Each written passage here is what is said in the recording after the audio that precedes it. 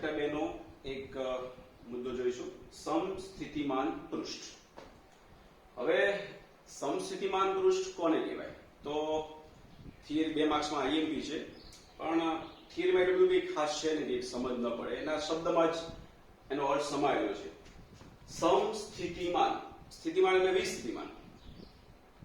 જે પૃષ્ઠ, એવું પૃષ્ઠ કે જેના દરેક બિંદુ પાસે વિસ્થિતિમાનનું મૂલ્ય સરખું હોય, સમ એટલે સરખું, એવા પૃષ્ઠને આપણે બોલીશું સમસ્થિતિમાન પૃષ્ઠ. ફરીથી હું બોલું છું, સમસ્થિતિમાન પૃષ્ઠ કોને કહેવાય? તો એવું પૃષ્ઠ કે જેના દરેક બિંદુ પાસે વિસ્થિતિમાનનું મૂલ્ય આપણને એક સમાન મળે. તો મિત્રો બહુ સરળ થિયરી છે. સમસ્થિતિમાન પૃષ્ઠ આપણે દોરવું હોય તો કેવી રીતે દોરી શકીએ? ધારી લો અહીંયા કે આપણે એક પૃષ્ઠ વિચારીએ આ રીતે. હું અહીંયા એક ડાયમેન્શનમાં બતાવું છું. આ એક એવું પૃષ્ઠ છે, આ રીતે તમે આમ પણ વિચારી શકો છો કે જે સમજી લો કે ધન વિભાજિત છે આ પૃષ્ઠ. અહીંયાથી ક્ષેત્ર ઉત્પન્ન થાય છે અને આમ વિસ્તરણ પામેલું છે. સમજી લો કે આ ક્ષેત્ર આ રીતે વિસ્તરણ પામેલું છે, એટલે આ રીતે જઈ રહ્યું છે. આની આપણે શું બતાવીએ? ક્ષેત્ર રેખાઓ. બરાબર છે? આ વિક્ષેત્ર જેમ જેમ આગળ જશે એમ ક્ષેત્ર કેવું થશે? તો નિર્બળ થતું જશે. બરાબર છે? આ એક પૃષ્ઠ તમે આ રીતે પણ વિચારી શકો છો કે આ એક પૃષ્ઠ છે, આ રીતે. બરાબર છે? આ રીતે બહાર નીકળતું, જેને આપણે આ રીતે દોરશો તો બી ચાલશે, અને આ પૃષ્ઠને આમ સમજાવો તો બી દોરી શકતા હતા. આ રીતે એમાંથી ક્ષેત્ર આગળ તરફ વહન પામી રહ્યું છે. હવે સમજી લો કે અહીંયા આપણે કોઈ પૃષ્ઠ વિચારીએ આ જગ્યાએ, અને પેરેલલ, અને આ જે ક્ષેત્ર છે એને એક્ઝેક્ટ લંબ. અહીંયા તમે કોઈ ચોક્કસ આપણે લાઈન વિચારીએ આ રીતે. બરાબર છે? આ પૃષ્ઠથી દરેક સમાન અંતરે, કેટલા અંતરે? તો આ અંતરે. હું અહીંયા વાત કરું, આ જગ્યાએ વિક્ષેત્ર ઈ છે. તો આ જગ્યાએ વિચારું નંબર 1 પોઈન્ટ પર, તો ત્યાં વિસ્થિતિમાન કેટલું થાય? તો તમે લખશો અહીંયા કે આ જગ્યાએ વિસ્થિતિમાન થશે V બરાબર KQ/R. વીજભાર એટલે અહીંયા જે વીજભાર આવેલો હોય, અને કેટલા અંતરે છે? તો R અંતરે. સેમ વસ્તુ તમે અહીંયા વિચારો નંબર 2 પોઝિશન પર, તો પણ વિસ્થિતિમાન શું લખાશે? તો આ અંતર R છે, તો આ અંતર પણ R જ કહેવાય ને. આ અંતર પર R જ થશે. તો નંબર 2 પોઝિશન પર વિસ્થિતિમાન પણ શું થશે? આ જ થશે ને. તો મિત્રો આપણે જે સાબિત કરવું છે અહીંયા કે નંબર 1 અને નંબર 2 બંને પર વિસ્થિતિમાન કેવું થયું? તો સમાન થયું ને. કેટલું? તો V બરાબર KQ/R. તો આ બંને પોઈન્ટ સમસ્થિતિમાન છે. સેમ અહીંયા તમે જોશો નંબર 3 પોઈન્ટ, તો એ પણ R અંતરે જ થશે અહીંયા. તો નંબર 3 પોઝિશન પર પણ વિસ્થિતિમાન કેટલું થાય? તો V બરાબર KQ/R. સેમ અહીંયા નંબર 4 પોઝિશનમાં વિચારો તો બી વિસ્થિતિમાન એટલું જ થશે. નંબર 5 પર વિચારશો તો બી વિસ્થિતિમાન એટલું જ થશે. તો મિત્રો આપણે એક આઈડિયા આવે અહીંયા કે આ જે લંબ જે બન્યું, બરાબર છે, ક્ષેત્ર રેખાને લંબ જે આપણે વસ્તુ વિચારી, એ જે પૃષ્ઠ બને એ પૃષ્ઠને આપણે આ રીતે પણ દોરી શકીએ. તમે એને આ રીતે સમજાવી શકો છો. જુઓ, એ જગ્યાએ જે આપણે પૃષ્ઠ વિચારીશું, સમજી લો આ આપણું વિક્ષેત્ર હતું. જે જગ્યાએ આપણે વિચાર્યું તો આ અંતરે અહીંયા આપણે એક પૃષ્ઠ વિચારીએ, એ પૃષ્ઠને આપણે 2 ડાયમેન્શનમાં આવું દોરીશું. આવું બતાવીએ આપણે. આ જે પોઈન્ટ છે બહાર નીકળતો છે, બરાબર? સમજી લેજો કે આ રીતે બુક આપેલી હોય, બરાબર છે, તો આ રીતે છે. એટલે અહીંયાથી કોઈ ચોક્કસ અંતરે આ પૃષ્ઠ વિચાર્યું, આ પૃષ્ઠ આ રીતે છે. તો આ જે પૃષ્ઠ અહીંયા તમે વિચાર્યું, આ જે લાઈન થઈ અહીંયાથી ક્ષેત્ર નીકળી રહ્યું છે, દરેક બિંદુ કેટલા અંતરે છે? તો R અંતરે. તો આ જે પૃષ્ઠ બન્યું એ પૃષ્ઠના દરેક બિંદુએ વિસ્થિતિમાનનું મૂલ્ય કેવું થશે? સમાન. તો આ જે પૃષ્ઠ બને ચોક્કસ અંતરે, એ પૃષ્ઠને આપણે બોલીશું, આ જે પૃષ્ઠ થયું એને આપણે બોલીશું સમસ્થિતિમાન પૃષ્ઠ. બહુ સરળતાથી આપણે અહીંયા સમજી શકીએ. હવે મિત્રો એવું આપણે આગળ પણ વિચારી શકીએ કે સમજી લો કે અહીંયાથી કોઈ બીજું ડિસ્ટન્સ વિચારીએ, અહીંયા વિચારીએ આપણે, ચલો કેટલા અંતરે, તો r ડેશ અંતરે અહીંયા આપણે લાઈન દોરીએ તો આ જે પૃષ્ઠ બનશે એ પૃષ્ઠ કેટલા અંતરે છે દરેક બિંદુ r ડેશ, તો આ પણ કેવું થશે, આ પૃષ્ઠ પણ કેવું થશે, આ પોઈન્ટ અહીંયા નથી મિત્રો, ધ્યાન આપજો, આ પોઈન્ટ જે છે એ આમ બહાર આવતો છે, બરાબર છે, તો આ દરેક બિંદુ અહીંયા જે આવેલું છે એ દરેક બિંદુ કેટલા અંતરે છે r ડેશ, તો આ જે પૃષ્ઠ થાય એને પણ તમે બોલી શકશો સમસ્થિતિમાન પૃષ્ઠ. હા, પણ એક વસ્તુ ધ્યાન આપજો કે અહીંયા જે 20 સ્થિતિમાન મળશે, આ નંબર 1 અને આ નંબર 2 બે સમસ્થિતિમાન પૃષ્ઠ દોરે, તો નંબર 1 અને નંબર 2 બંને પર 20 સ્થિતિમાન એક સરખું નથી. સમજ પડી કે ના પડી? નંબર 1 પર 20 સ્થિતિમાન અને નંબર 2 પર બંને સમસ્થિતિમાન પૃષ્ઠ ખરા.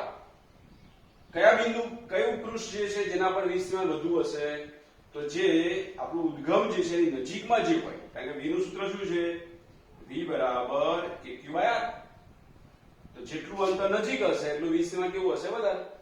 તો અહીંયા જે 20 સ્થિતિમાન મળશે એ v1, અહીંયા જે 20 સ્થિતિમાન મળ્યું એ v2, તો v1 is greater than v2. તો આ એ પોતાની જગ્યાએ સમસ્થિતિમાન પુરુષ છે, આ એની પોતાની જગ્યાએ સમસ્થિતિમાન પુરુષ છે, બંને પર 20 સ્થિતિમાન એક સરખું નથી. હા, પણ આ પૃષ્ઠના દરેક બિંદુએ 20 સ્થિતિમાનનું મૂલ્ય કેવું થશે, એક સરખું. તો મિત્રો અહીંયા ના સમસ્થિતિમાન પૃષ્ઠ દોરવું હોય તો હંમેશા વિદ્યુત ક્ષેત્રની ક્ષેત્ર રેખાઓ જે જતી હોય એને કેવી રીતે દોરવું પડશે, આપણે લંબ.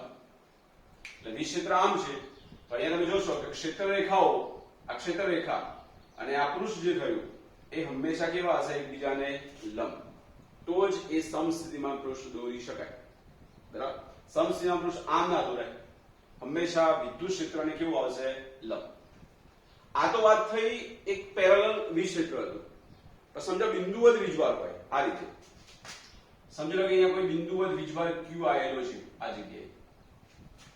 આમ તો સૂક્ષ્મ બિંદુ વિચારીએ આપણે, કોઈ એક ચોક્કસ જગ્યાએ આવેલો છે આ રીતે સૂક્ષ્મ બિંદુવત વીજભાર q. હવે આ વિક્ષેત્ર એટલે કેવું કહેવાય, આ વિક્ષેત્ર અસમાન વિક્ષેત્ર પેદા કરશે ને. તો આની ક્ષેત્ર રેખાઓ કેવી રીતે હોય, ધન વીજભાર હોય, સમજી લો આ ધન છે, તો આની ક્ષેત્ર રેખાઓ કેવી રીતે, આની ક્ષેત્ર આમ આવશે, ધન છે તો બહાર નીકળશે, ઋણ હોય તો અંદર દાખલ થશે, આ ક્ષેત્ર રેખાઓ આ રીતે જશે, બરાબર છે.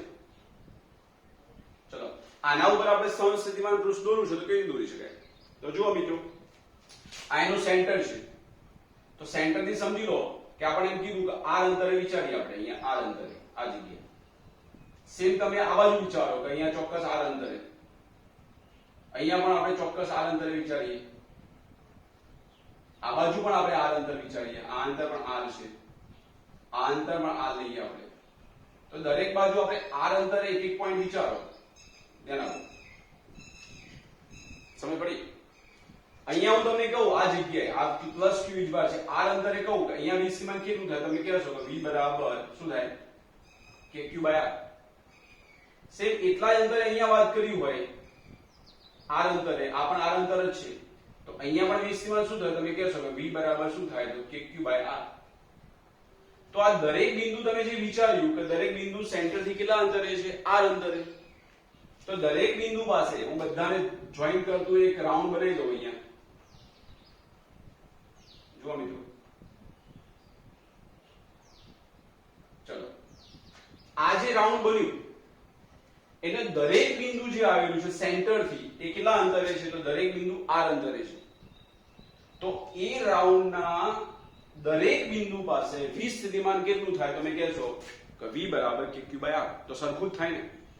તો આ જે પૃષ્ઠ બન્યું વર્તુળાકાર, એ પૃષ્ઠને આપણે શું બોલીશું, સમસ્થિતિમાન પૃષ્ઠ, કારણ કે એના દરેક બિંદુ પર 20 સ્થિતિમાનનું મૂલ્ય કેવું છે, એક સમાન. એવું તમે આગળ પણ વિચારી શકો. હવે આ સેન્ટર થી આપણે વિચારીએ બીજા અંતરે, સેન્ટર થી સરખા અંતરે વિચારો કેટલા અંતરે, તો આપણે બોલીએ કે r ડેશ અંતરે. તો પણ મિત્રો આ જે બનશે, આ દરેક જે પોઈન્ટ છે એ r ડેશ અંતરે એટલે સેન્ટર થી સમાન અંતરે આવેલો હોય, તો આ પૃષ્ઠ પર કેવું થશે, સમસ્થિતિમાન પૃષ્ઠ. તો કઈ ખાસ વસ્તુ આમાં છે નહીં, સમસ્થિતિમાન પૃષ્ઠ બનાવવું છે તો એના દરેક બિંદુ પર વિસ્થિતિમાનનું મૂલ્ય એક સરખું હોવું જોઈએ. જો પૃષ્ઠ આ રીતે હોય, આ રીતે ક્ષેત્ર આવેલું હોય, બરાબર છે, તો એનું સમાન વિસ્તૃત થશે તો ક્ષેત્રરેખાઓ કેવી આવશે? ક્ષેત્રરેખાઓને લંબ આપણે પૃષ્ઠ બનાવીશું તો એ સમસ્થિતિમાન પૃષ્ઠ બનશે. અહીંયા આપણે એવું જ કર્યું છે આપણે મિત્રો, પણ અહીંયા બિંદુવત વીજભાર હતો. હવે બિંદુવત વીજભારની ક્ષેત્રરેખાઓ ચારે બાજુ ફેલાયેલી હોય તો ત્યાં આપણે સમસ્થિતિમાન પૃષ્ઠ દોરવું હોય તો આપણે કોઈ પેરેલલ નહીં થાય. કેવું થશે? લંબ. કારણ કે તમે જુઓ આનો દરેક પોઈન્ટ અહીંયા વિચારો બધા જુઓ એ કેવી રીતે આવેલા છે વિદ્યુત ક્ષેત્રને. તો વિદ્યુત ક્ષેત્રની ક્ષેત્રરેખા આમ છે તો હંમેશા એને કેવા છે? લંબ જ છે. તો એ તો આપણે સચવાશે જ કે વિદ્યુત ક્ષેત્રની ક્ષેત્રરેખાઓ એ જે સમસ્થિતિમાન પૃષ્ઠ બન્યું એને કેવા હશે? લંબ જ હોય. તો મિત્રો તમને આ પણ સમજાયેલું છે બુકમાં અને આ પણ સમજાયેલું છે. પણ એની નીચે બીજું જે તમને આપેલું છે કે ડાયપોલના કારણે સમસ્થિતિમાન પૃષ્ઠ દોરો, અને બીજું આપેલું છે બે ધન વીજભારો આપેલા છે અને એના કારણે સમસ્થિતિમાન પૃષ્ઠ દોરો, તો એમાં તમને બહુ આઈડિયા નહીં આવે. તો આપણે એને વ્યવસ્થિત સમજવાનો પ્રયત્ન કરીશું કારણ કે બહુ મહત્વનો મુદ્દો છે મિત્રો. ધ્યાન આપો.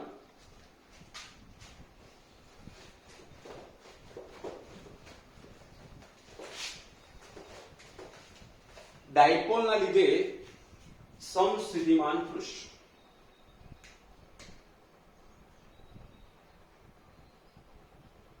ડાયપોલ વડે સમસ્થિતિમાન પૃષ્ઠ. હવે મિત્રો તમે જાણો છો કે ડાયપોલ કેવી રીતે આવેલું હોય? તો ડાયપોલમાં બે વીજભારો છે, એક પ્લસ ક્યુ વીજભાર, બરાબર છે, અને બીજો વીજભાર કેવો હતો? માઇનસ. હવે આની ક્ષેત્રરેખા કેવી રીતે હોય? તો આપણે પ્લસ બોલીએ તો પ્લસ માંથી બહાર નીકળે, બરાબર છે, પ્લસ માંથી ક્ષેત્ર બહાર નીકળશે. માઇનસ છે તો અંદર દાખલ થશે, બરાબર, માઇનસ તો ક્ષેત્રરેખા અંદર જશે. અહીંયા ક્ષેત્ર કઈ બાજુ હોય? પ્લસ અને માઇનસ વીજભારો આપેલા છે તો પ્લસ માંથી બહાર નીકળશે, માઇનસ માં અંદર દાખલ થશે. તો આવું થાય. જુઓ, પ્લસ માંથી માઇનસ તરફ, પ્લસ માંથી માઇનસ તરફ, આ રીતે. બોલો, સમજ પડી? હવે આ જે ક્ષેત્ર છે એને થોડું વ્યવસ્થિત રીતે દોરીએ આપણે. આ આપણે ડાયપોલ વડે ક્ષેત્ર કેવું હોય એટલે થોડીક અહીંયા સમજૂતી આપી. ઋણ વીજભાર છે તો અંદર દાખલ થશે, ધન છે તો બહાર નીકળશે, પણ પ્લસ અને માઇનસ નું જે જોડકું બનશે ત્યાં બંધ ગાળો બનશે તો પ્લસ માંથી નીકળીને ક્યાં જશે? માઇનસ. થઈ ગયું મિત્રો? હવે આની અંદર તમને જે ચોપડીમાં જે આકૃતિ આપેલી છે એ આકૃતિમાં કંઈક આ રીતે છે કે ક્ષેત્રરેખાઓ તમે જોશો તો ક્ષેત્રરેખાઓ કઈ બાજુ ખેંચાયેલી છે? તો ક્ષેત્રરેખાઓ આ રીતે દોરેલી છે. આ ઋણ તેનું ક્ષેત્ર અહીંયા પહેલું આપણે સમસ્થિતિમાન પૃષ્ઠ બનાવી દીધું. પછી બીજી લાઈન હશે ને એ થોડીક આમ જાય છે. આ બાજુ જે ક્ષેત્ર છે એ ગીચોગીચ છે, આ બાજુ ખુલ્લું છે. સેમ બીજું દોરું આગળ, તેમાં આવું થશે. અહીંયા ક્ષેત્ર ગીચોગીચ, જેમ જેમ આગળ જશે ક્ષેત્ર કેવું થશે? તો અહીંયા ક્ષેત્ર ખુલ્લું થાય છે. જુઓ આગળ આવી કઈ ક્ષેત્રરેખા તમને દોરેલી બતાવેલી છે. સેમ આ બાજુ પણ એવું છે. સમસ્થિતિમાન પૃષ્ઠ તો આપણે આ રીતે દોરી શકીએ, પણ પછી આગળ તમે જોશો તેમાં કંઈક આવું છે, તેના જેવું છે કે આ બાજુ ક્ષેત્રરેખા ખુલ્લી થઈ ગઈ અને આ બાજુ ક્ષેત્રરેખા ગીચોગીચ છે. સેમ આગળ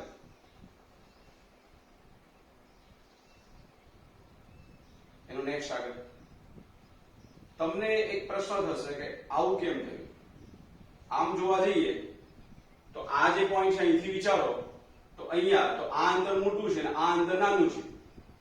તો આ બે પર અહીંયા જે વિસ્તરણ મળે એ જ અહીંયા મળવું જોઈએ. આપણે જે ભણ્યા પ્રમાણે કે આ પ્લસ વીજભાર છે તો સમસ્થિતિમાન પૃષ્ઠ કઈ રીતે દોરાય? તો અહીંયા જે ચોક્કસ અંતર આવતું હોય એટલું જ અંતર અહીંયા આવવું જોઈએ. તો પછી અહીંયા આપણે વિચારીએ આ ધન છે તો આ જે આપણે રાઉન્ડ દોરવા પ્રયત્ન કર્યો પણ એમાં એવું થયું કે આ નજીક છે ને આ દૂર છે, છતાં પણ અહીંયા જે સ્થિતિમાન છે એ સ્થિતિમાન અહીંયા છે. તો તમે એમ કહો છો કે આ તો બદલાઈ ગયા છે તો કેવી રીતે શક્ય બને?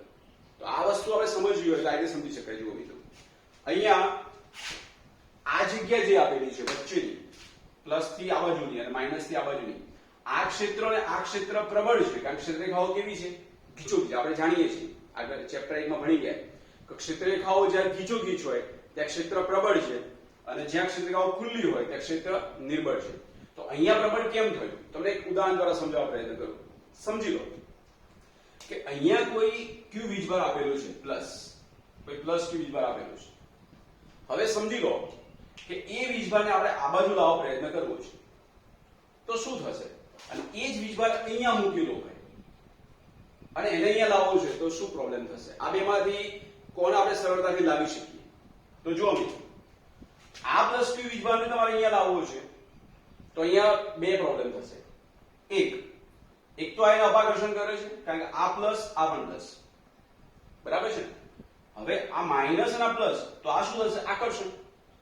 તો તમે આ વીજભાર અહીં લાવવા માટે જે કાર્ય કરો છો તો આ એને આકર્ષણ કરે છે અને આ એને અપાકર્ષણ કરે છે. તો આનો બે પ્રોબ્લેમ છે. આ બાજુ ખેંચાય છે ને આ બાજુ લાવવાનું છે, પાછું સામે અપાકર્ષણ છે. તો એનું કાર્ય તમારે વધી જશે. આ આકર્ષણ કરે છે અને આ અપાકર્ષણ તમારે આ બાજુ લાવવું છે, તો એને તમારે બે રીતે કામ કરાવવાનું છે. આ બાજુ અપાકર્ષણનો સામનો કરવાનો છે અને આકર્ષણ આમ પણ નથી જવા દેવાનું. જ્યારે એ જ વીજભાર જો અહીંયા મૂકેલો તો શું થાય? એને તમારે આ બાજુ લઈ જવો છે. તો આ બે વચ્ચે માત્ર અપાકર્ષણની વાતો આવે છે, આ બાજુ એમ કોઈ બળ ખેંચતું નથી. તો કહેવાનો મતલબ એ છે કે આ વીજભાર અહીંયા મૂક્યો હોય, અહીંયા મૂક્યો હોય, તો આની નજીક તમને લાવવામાં સરળતા કઈ બાજુ થાય છે? તો આ બાજુ. એટલે આ બાજુ કાર્ય ઓછું કરવું પડે છે અને આ બાજુ કાર્ય તમારે વધારે કરવું પડે છે. એટલા માટે અહીંયા ક્ષેત્ર પ્રબળ છે, એટલે અહીંયા તમારે ગીચોગીચ ક્ષેત્ર રેખાઓ છે અને અહીંયા કેવી છે? ખુલ્લી. સમજ પડી ગઈ મિત્રો? એ જ વસ્તુ તમે બીજી એક આકૃતિ દ્વારા સમજી શકો, જે તમને બીજા નંબરની આપેલી છે. એમાં તમે જોશો તો બે પ્લસ વીજભારો આપેલા છે. બે પ્લસ નું જોડવું જુઓ આ રીતે. બે પ્લસ, બરાબર. હવે પ્લસ છે તો બે વચ્ચે શું થાય? અપાકર્ષણ. તો આની ક્ષેત્રરેખાઓ તમે કેવી રીતે દોરી શકો? જુઓ, પ્લસ એટલે ક્ષેત્રરેખા બહાર નીકળશે, પ્લસ એટલે ક્ષેત્રરેખા બહાર નીકળે, બરાબર છે. હવે આ બાજુ વિચારશો તો પ્લસ માંથી બહાર નીકળે, પણ અહીંયા શું થશે? આગળ આવતો અપાકર્ષણ થાય, આમ વળી જશે. સેમ આ બાજુ પણ એવું જ થશે. બે વચ્ચે અપાકર્ષણ, અહીંયા પણ એવું જ થશે. અહીં તરફ આવતા આમ વળી જશે આ રીતે. તો ક્ષેત્રરેખાઓ જે થશે પ્લસ એટલે આ રીતે, આ રીતે. આ પ્લસ ક્ષેત્રરેખાઓ છે, બરાબર. આ રીતે અપાકર્ષણ થવાના કારણે આ પોઝિશન થશે, આ બાજુ પણ એવું જ થશે. પ્લસ બે વચ્ચે અપાકર્ષણ થવાના કારણે અહીંથી વળી જશે ક્ષેત્ર, બરાબર. હવે અહીંયા તમે જોશો આકૃતિમાં તો આના કરતા તમને રિવર્સ આપેલું છે. અહીંયા તમે જોશો તો આ રીતે વાત છે કે આ બાજુ ક્ષેત્ર પ્રબળ થતું જાય છે. સોરી, પેલી બાજુ આ રીતે ક્ષેત્રરેખાઓ છે. આ જુઓ, આ પ્લસ, તો આનું ક્ષેત્ર આ રીતે. હવે તમે જોશો તો એ બાજુ આવું બતાવેલું છે, આ રીતે. આ બાજુ ક્ષેત્રરેખાઓ ખુલ્લી બતાવેલી છે અને પેલી બાજુ તમને ગીચોગીચ બતાવેલી છે, આ રીતે, બરાબર છે. સેમ આ બાજુ પહેલું જે છે લગભગ તમને સરખું જોવા મળશે, પણ પછીનું તમે જોશો તમને આ રીતે જોવા મળશે કે આ બાજુ તમને ભેગી ને આ બાજુ ખુલ્લી, આ રીતે. અહીંયા ક્ષેત્રરેખા જે જોવા મળશે એ ખુલ્લી હશે, આ બાજુ ભેગી હશે, આ રીતે, બરાબર. સેમ આ બાજુ અહીંયા ગીચોગીચ અને અહીંયા ખુલ્લી. તો મિત્રો આના કરતા તમને ઉલટું જોવા મળ્યું.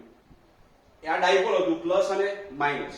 આ બંને પ્લસ છે, તો આ બાજુ ક્ષેત્ર જે આપેલું છે એ ક્ષેત્ર નિર્બળ છે, આ બાજુ ક્ષેત્ર પ્રબળ છે, બે બે બાજુ.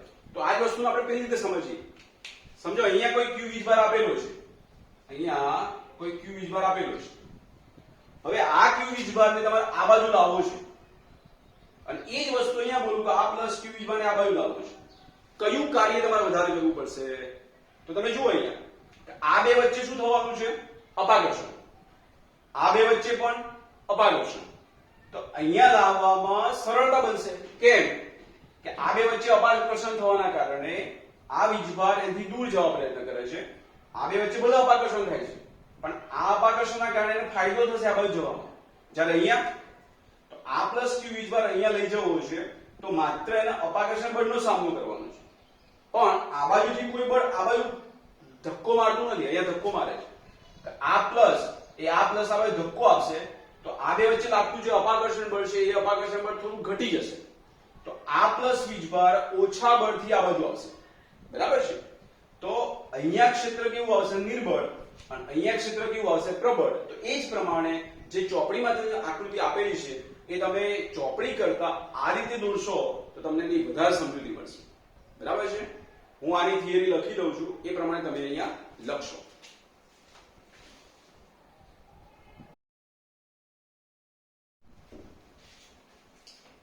મિત્રો, હવે આપણે વિદ્યુત ક્ષેત્ર અને વિદ્યુત સ્થિતિમાનના સંબંધની વાત કરીશું. આ આપણે કોઈ થિયરી તરીકે કરવાનું નથી, પણ એ બેનો સંબંધ આપણે જરૂરી છે એટલે એની હું તેને સમજૂતી આપું છું. એની આગળની થિયરીની જે વાત કરી આપણે સમસ્થિતિમાન પૃષ્ઠ, એ આપણે 2 માર્ક્સમાં તૈયાર કરીશું. મિત્રો, બહુ સરળ વાત છે. વિદ્યુત સ્થિતિમાનની જ્યારે આપણે વિસ્થિતિમાનની જ્યારે આપણે થિયરી સમજ્યા તો આપણે મેં તમને જે સમજાવ્યું એ કંઈક સમીકરણ દ્વારા સમજાવ્યું કે વિદ્યુત સ્થિતિમાન આપણે લખતા હોઈએ તો એની વ્યાખ્યા મુજબ આપણે આવું લખીએ છીએ માઇનસ સંકલન of E into dr.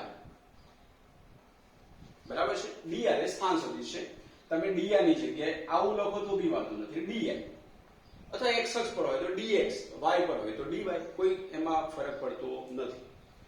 Minus ક્યાંથી ક્યાં હતું સંકલન એ આપણે લખવું નથી, સમજી લેજો. હવે મિત્રો તમને ખબર છે કે આપણે v શોધવા માટે e નું સંકલન કરવું પડે છે. તો મિત્રો તમને મેથેમેટિક્સમાં ખબર છે કે e પરથી v શોધવા માટે e નું સંકલન કર્યું, તો એ જ વસ્તુ તમને રિવર્સ કે e શોધવું છે તો v નું શું કરવું પડશે? તો સંકલનનું ઉલટું એટલે વિકલન. તો આના પરથી આપણે સંબંધ ડાયરેક્ટ સમજાવી દઉં છું તમને કે આપણે e શોધવું છે v પરથી તો આપણે લખીશું dv/dl. બરાબર? અને ઋણ નિશાની છે એને અહીં આપણે રાખીશું. આ રીતે આપણે મેળવી શકીએ.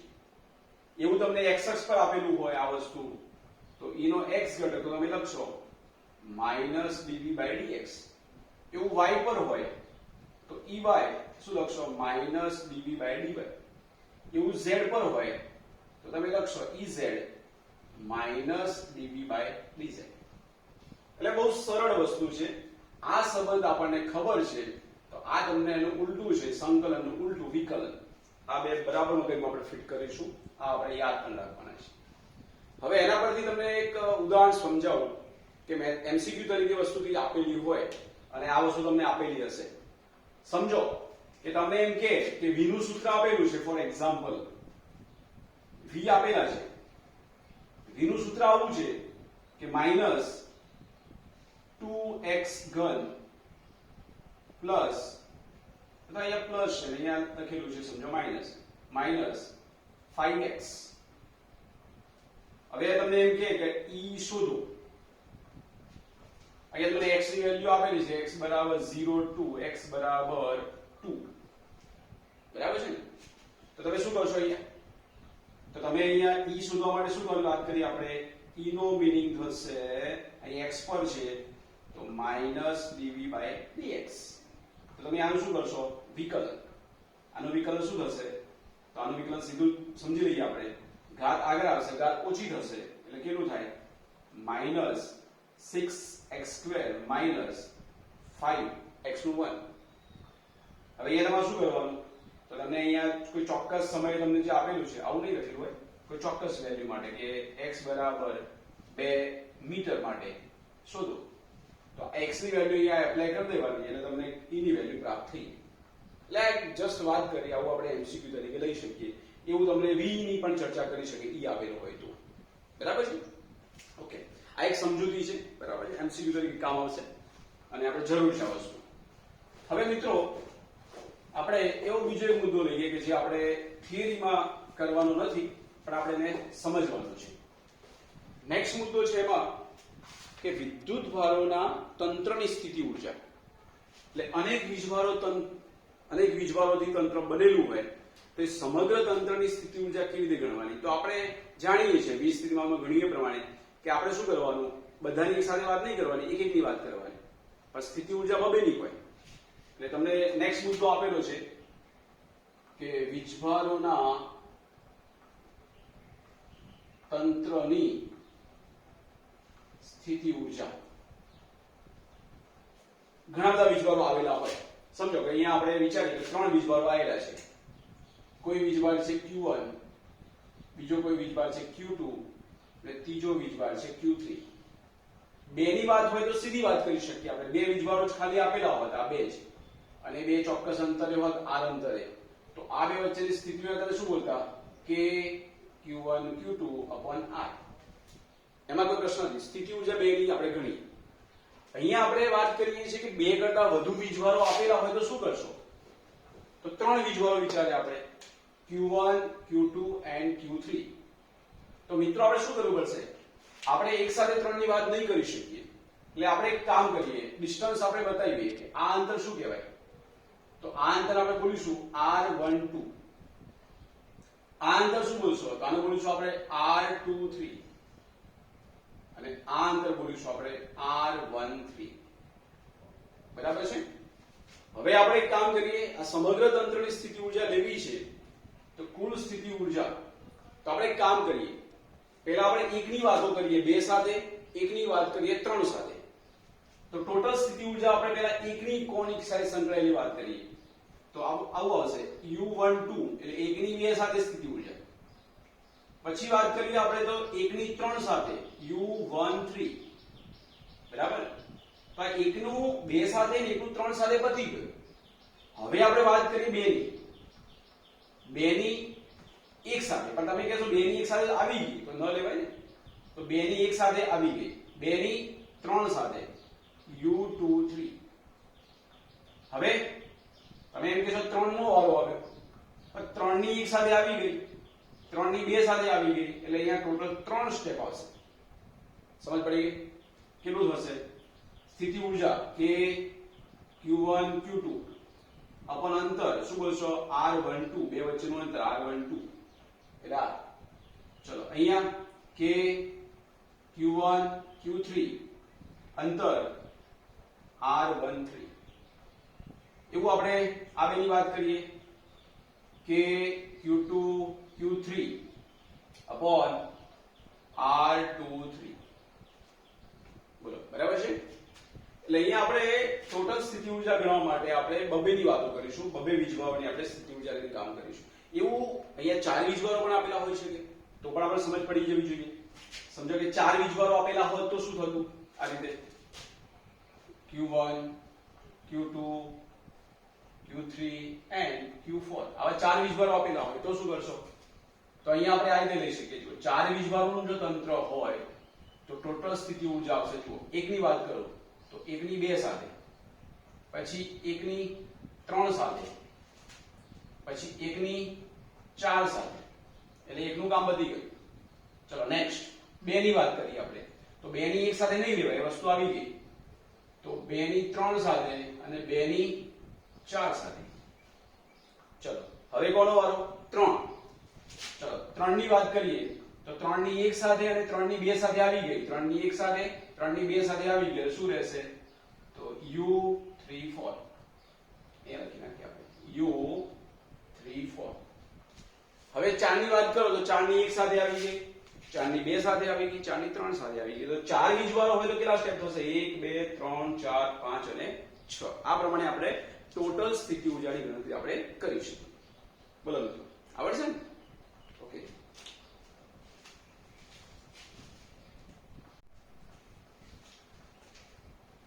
ઉદાહરણ 2.4 કે જે આપણે IMP કરીશું અને એને તૈયાર કરીશું. અહીંયા મિત્રો જે આકૃતિ તમને આપેલી છે એમાં મેં પૂરી આકૃતિ દોરી નથી હજુ. 2 મુદ્દા આપેલા છે. પહેલા મુદ્દા માટે આપણે આટલી જ જરૂર છે. વચ્ચેવાળો જે વીજભાર ચોપડીમાં જે આપેલો છે, બુકમાં તમે જોશો તો વચ્ચે સ્મોલ Q0 વીજભાર આપેલો છે એ બિંદુ પાસે. અહીંયા મેં ઉલ્લેખ કરેલો નથી. પહેલા આપણે વાત આની કરવી છે કે ચોરસના 4 શિરોબિંદુઓ પર ABCD જે 4 શિરોબિંદુ છે એના પર +Q, -Q, +Q અને -Q 4 વીજભારો મૂકેલા છે. પ્રશ્ન એવો છે કે આ સમગ્ર રચના આપણે ગોઠવવી છે તો એના માટે કેટલું કાર્ય કરવું પડશે? હવે આ પ્રશ્ન જે ચોપડીમાં જે ઉદાહરણમાં જે ગણેલો છે એ પ્રમાણે આપણે ગણવા પ્રયત્ન નહીં કરીએ. અહીં જે પણ આપણે કાર્ય કરીએ છીએ એ કાર્યના ભોગે સ્થિતિ ઉર્જા પ્રાપ્ત થાય આપણે બધાને સમજ છે. તો આપણે કામ કરીએ ને કે આ સમગ્ર તંત્રની સ્થિતિ ઉર્જા શું થાય એ થયેલું કાર્ય કહેવાય. તો સમગ્ર તંત્રની સ્થિતિ ઉર્જા ગણવી હોય તો કેટલા વીજવાળો આપેલા છે? ટોટલ 4. 1 2 3 અને 4.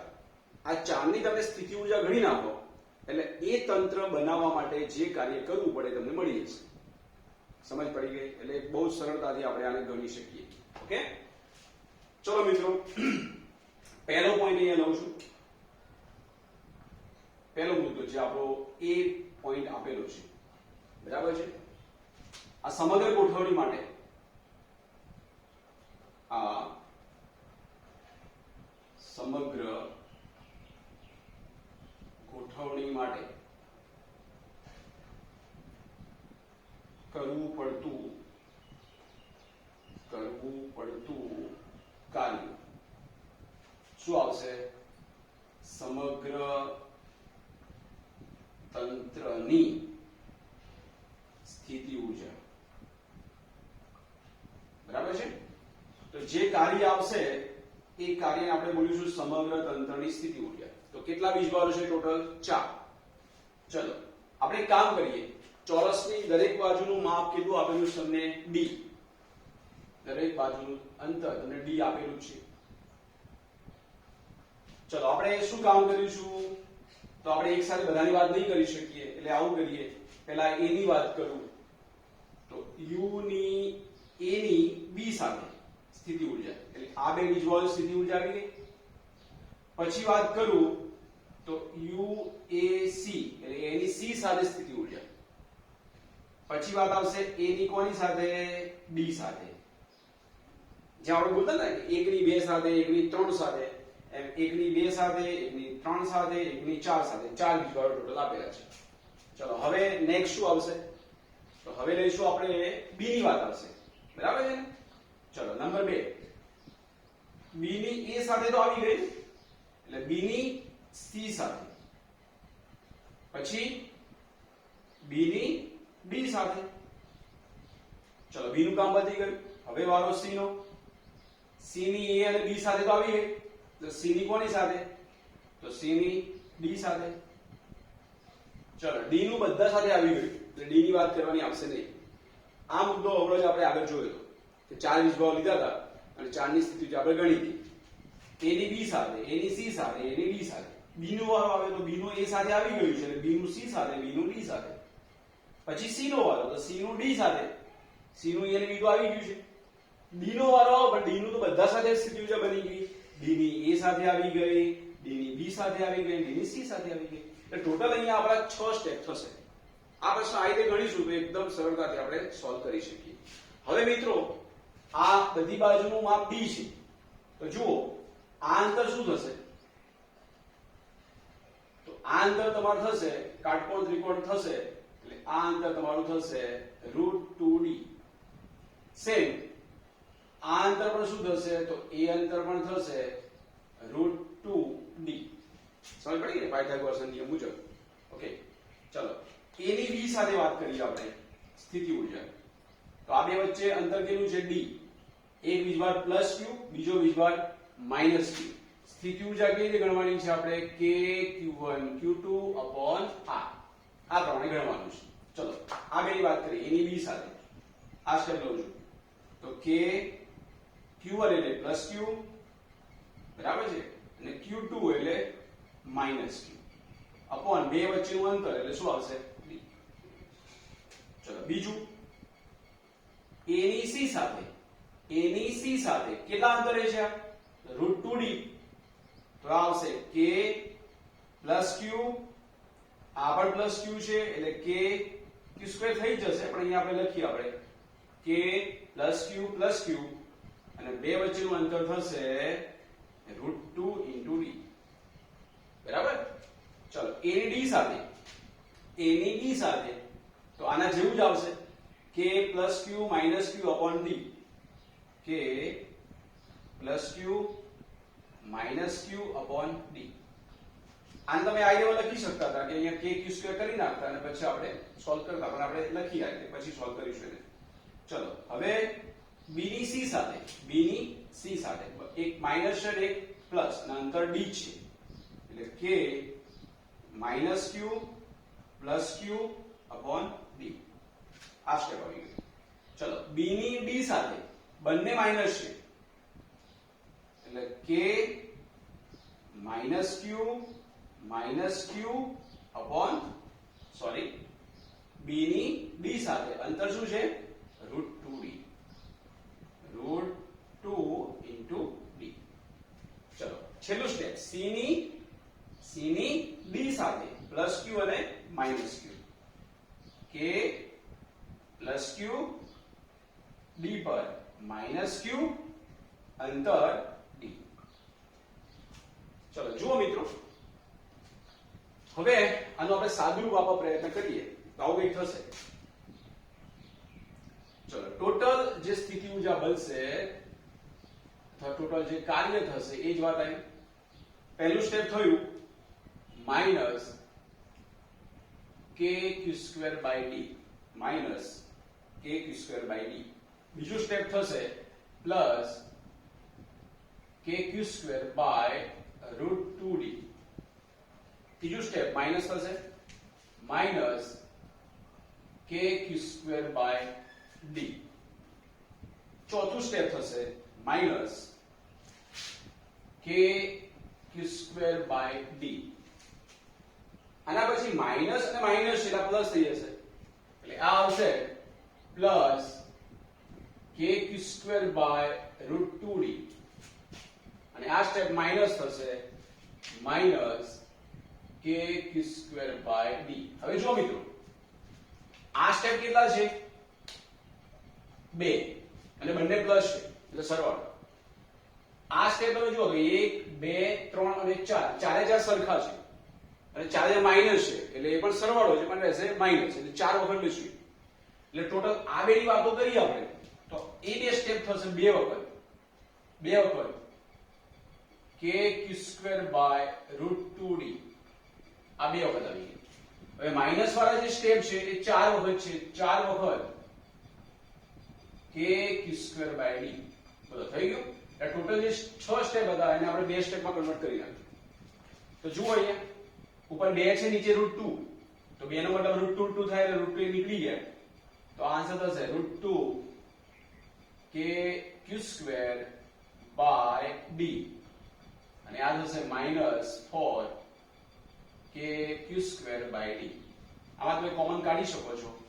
એક કામ કરીએ અહીંયા આપણે કોમન કાઢવા પ્રયત્ન કરીએ તો kq²/d કોમન લઈ લો તો શું રહેશે √2 -4. આ આપણું જે પહેલો મુદ્દો છે એના વડે થતું કાર્ય આપણે કહી શકીએ. ચોપડીમાં તમે જોશો તો એનો આન્સર જે આપેલો છે માઈનસ એટલે k ની જગ્યાએ 1/4πε0 મૂકેલા છે, q²/d છે અને આગળ માઈનસ છે એટલે આ ક્રમ બદલાઈ ગયેલો છે એટલે 4 પહેલા છે અને -√2 પછી છે. કોઈ ફરક પડતો નથી. આવો જવાબ સાચો છે.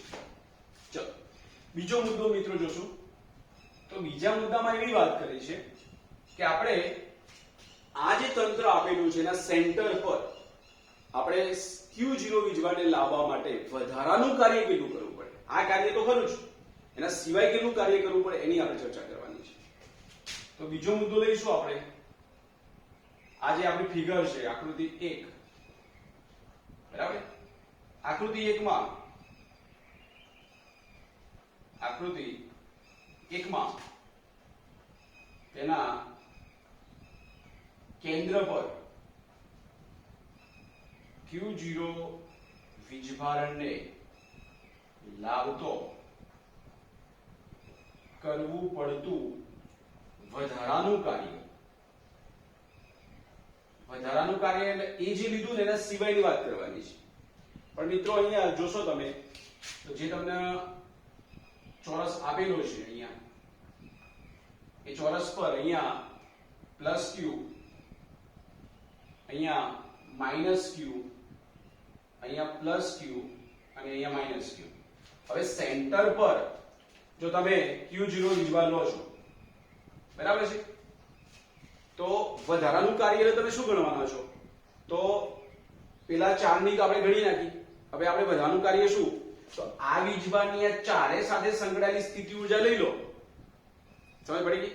તો એ પેલામાં એડ કરશો એટલે વધારાનું કાર્ય તમને મળી જાય. પણ મિત્રો જુઓ અહીંયાથી અંતર બોલું કે અહીંયાથી અંતર બોલું કે આ બાજુથી લઉં, આ ચારે ચાર અંતરો કેવા થવાના? સરખા. હવે હું એમ કહું આની સ્થિતિ ઊર્જા ગણો તો તમે શું લખશો? k + q q0 જે અંતર આવતું હોય. હવે એવી અહીંયા પણ પ્લસ આવવાની આ બે વચ્ચે, તો આ બે સ્થિતિ ઊર્જા ઇક્વલ આવશે અને આ બે સ્થિતિ ઊર્જા જુઓ તો આ માઈનસ આવશે. તો જેટલું આ બેનું થશે સ્થિતિ ઊર્જા એટલું જ આ બેનું થવાનું. તો ટોટલ એ વધારાનું જે આવ્યું કેટલું થઈ જશે? 0 થઈ જશે. તો વધારાનું કોઈ કાર્ય કરવું પડશે નહીં. અથવા આમ પણ સમજી શકાય કે q0 વીજભારની આપણે સ્થિતિ 20 સ્થિતિમાન લઈએ તો અહીંયા 20 સ્થિતિમાન બોલો અને અહીંયા બોલો, બે એક જ આવશે. તો આ બેનું શું આવશે? સરવાળો. અહીંયા વાત કરો અને અહીંયા વાત કરો તો એ જે બે 20 સ્થિતિમાન આવશે કેવા આવશે? માઈનસ. તો આ બેનું જે મળ્યું એ ઋણ મળશે અને આ બેનું કેવું મળશે? ધન. જેટલું ધન મળ્યું એટલું ઋણ મળવાનું. તો ટોટલ 20 સ્થિતિમાન કેટલું થશે? 0. તો કરવું પડતું કાર્ય W = QV, તો પણ જવાબ શું આવશે? 0. એટલે તમે આ તંત્રની અંદર જો વચ્ચે કોઈ વીજભાર મૂકશો તો એને લાવવા માટે કરવું પડતું કાર્ય અહીંયા વધારાનું કાર્ય 0 થશે. વધારાનું, કારણ કે ટોટલ કાર્ય એટલે આ ચારનું તો ગણવાનું જ છે, પણ આ મૂક્યા પછી પાંચમો વીજભાર મૂક્યો એના માટે ગણતરી માત્ર આ ચારની આની સાથે સંકળાયેલી જ કરવાની છે, કારણ કે આ ચારની આપણે અલગ અલગ તો કરી નાખી છે. સમજ પડી ગઈ મિત્રો?